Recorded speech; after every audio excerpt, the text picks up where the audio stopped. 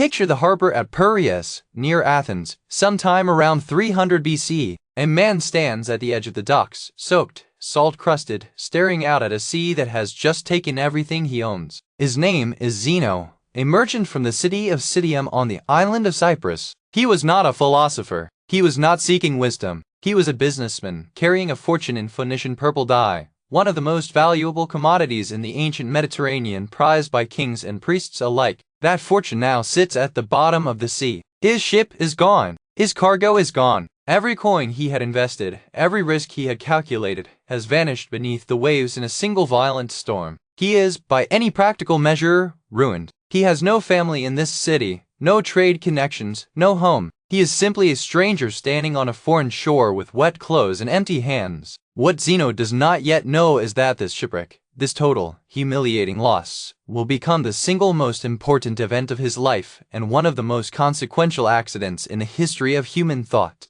To understand what happened next, you have to understand who Zeno was before the wreck. He came from Citium, a bustling port city on Cyprus with strong Phoenician roots, a crossroads of Greek and Near Eastern culture. His father was a merchant, and Zeno had grown up steeped in the practical world of trade routes, cargo values, and profit margins. He was reportedly a shrewd businessman, careful and disciplined, the kind of man who reads contracts twice. There is no record that young Zeno had any interest in philosophy at all. He was not a dreamer. He was a man of numbers and ships. That single-mindedness had made him successful enough to be carrying an entire fortune of rare purple dye across the sea, likely bound for a lucrative market. The storm that destroyed his ship did not care about his discipline or his careful calculations. Nature does not negotiate with businessmen. In one afternoon, decades of accumulated wealth and effort were erased, and the identity Zeno had built, merchant, trader, a man defined by what he owned, was erased along with it.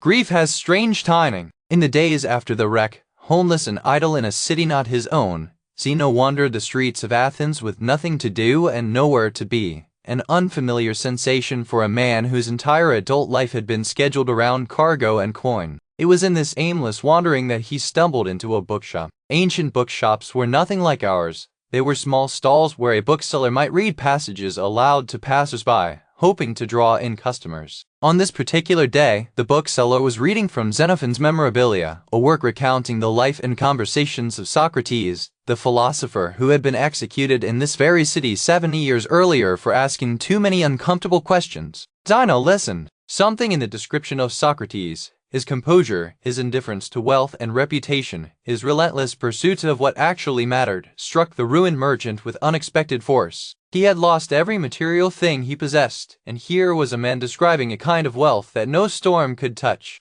Zeno turned to the bookseller and asked a simple, almost childlike question: "Where can I find men like this? Men who lived this way?" The bookseller, so the story goes, happened to glance out at the street at that exact moment. Walking past the shop was a strange and striking figure, a man named Crates of Thebes, the most famous cynic philosopher in Athens. Crates was known throughout the city, and not for anything subtle. He had once been wealthy himself, an heir to a fortune, and had deliberately given it all away to live a life of radical simplicity, sleeping in doorways, wearing a single rough cloak, eating whatever he was given, utterly unconcerned with how ridiculous he appeared to respectable society. The bookseller pointed at him and said simply, "Follow that man." It was, on the surface, an absurd suggestion. Abandon your grief in a moment of crisis to trail behind the strangest philosopher in Athens. But Zeno, having just lost everything that gave his old life meaning, had nothing left to protect. He followed. What followed was not a gentle education.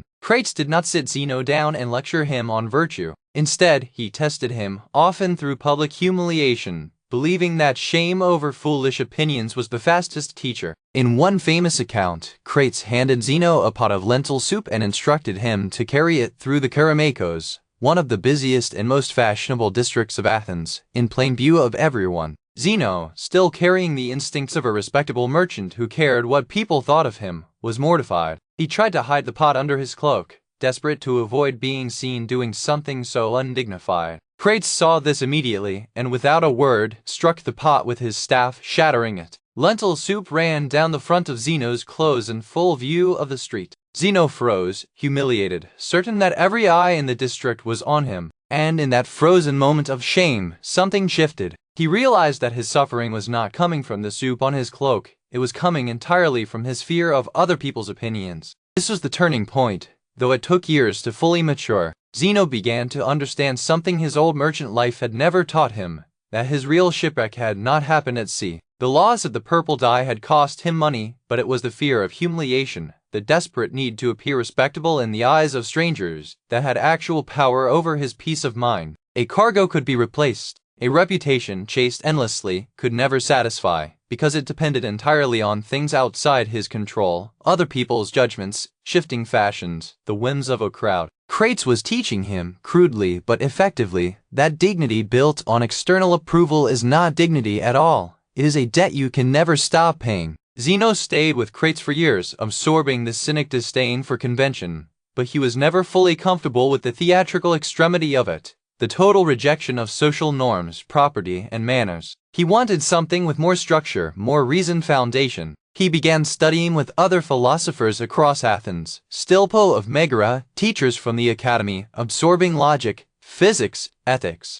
For nearly a decade, Zeno studied under various teachers, slowly synthesizing what he had learned into something new. He kept Crates' disdain for empty luxury, but discarded the theatrics. He kept the academy's rigorous logic, but rejected its abstraction from daily life. What he wanted was a philosophy that a merchant, a soldier, a slave, or a king could actually use, something practical enough to survive a real storm, whether at sea or in the soul. Around 300 BCE, roughly a decade after his shipwreck, Zeno began teaching publicly himself. He did not have money for a private school like Plato's Academy or Aristotle's Lyceum. Instead, he taught in a public location, the Stoa Poikile, the painted porch, a colonnade in the Athenian marketplace decorated with murals depicting famous battles. It was open public, free to attend. Merchants, laborers, and citizens could stop and listen while going about their day. This accessibility was itself philosophically significant. Wisdom, Zeno insisted, was not a luxury for the leisured elite. It was a tool for anyone who had to face hardship,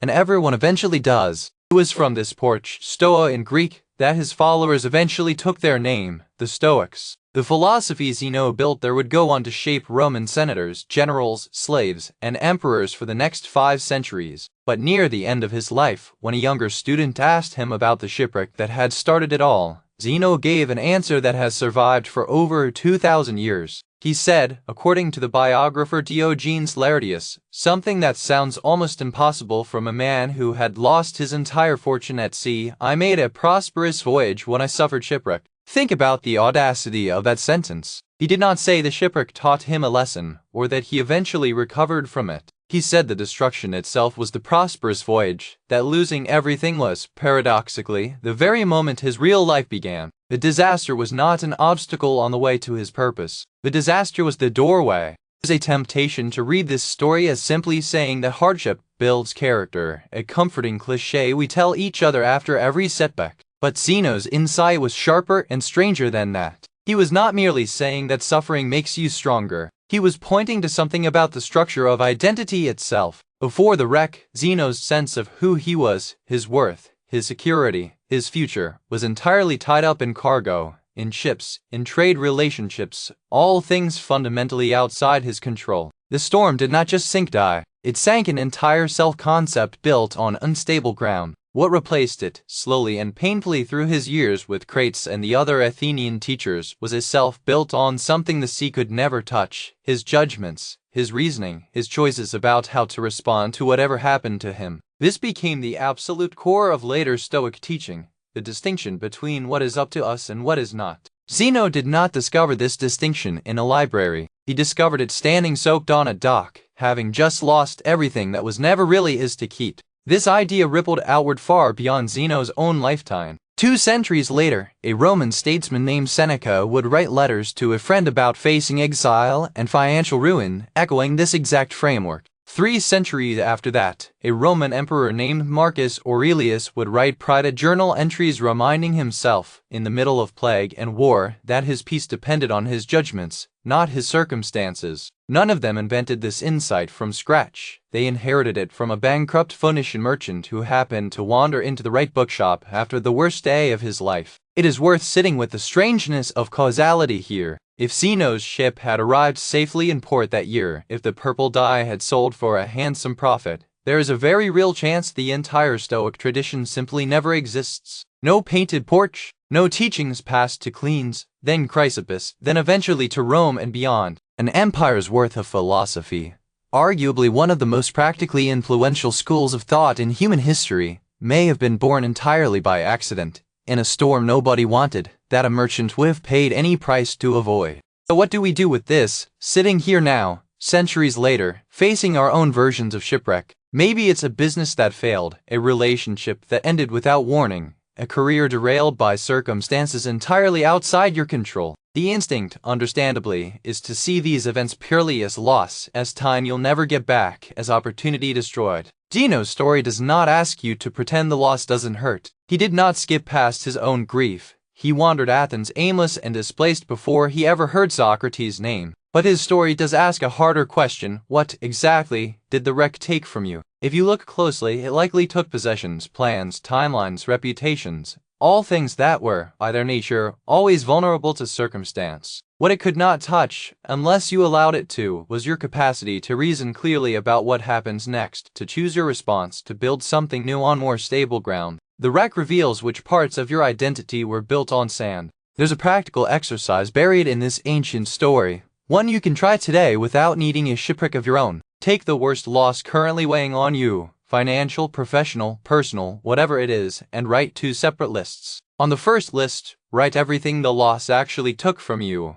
money, time, a title, a person's presence, a plan you had counted on. Be honest and specific. On the second list, write down what remains entirely intact: your capacity to think clearly, to make a new decision tomorrow morning, to choose how you speak about this to the people around you, to build something different from what existed before. Zeno's genius was not resilience in the vague, motivational poster sense. It was the specific, almost forensic habit of separating what was lost from what was never actually at risk. Do this exercise honestly, and you may notice, as he did on that Athenian dock 2,000 years ago, that the second list is longer and more solid than you expected, and that it was there all along, waiting underneath the wreckage. Zeno went on to lead his school at the Painted Porch for roughly 3 decades, teaching without ever charging tuition in the way rival schools did, remaining famously frugal and unbothered by the wealth he once nearly drowned chasing. Ancient sources describe him as content with simple food, plain clothing, and a small circle of devoted students who would eventually carry his ideas across the entire Mediterranean world.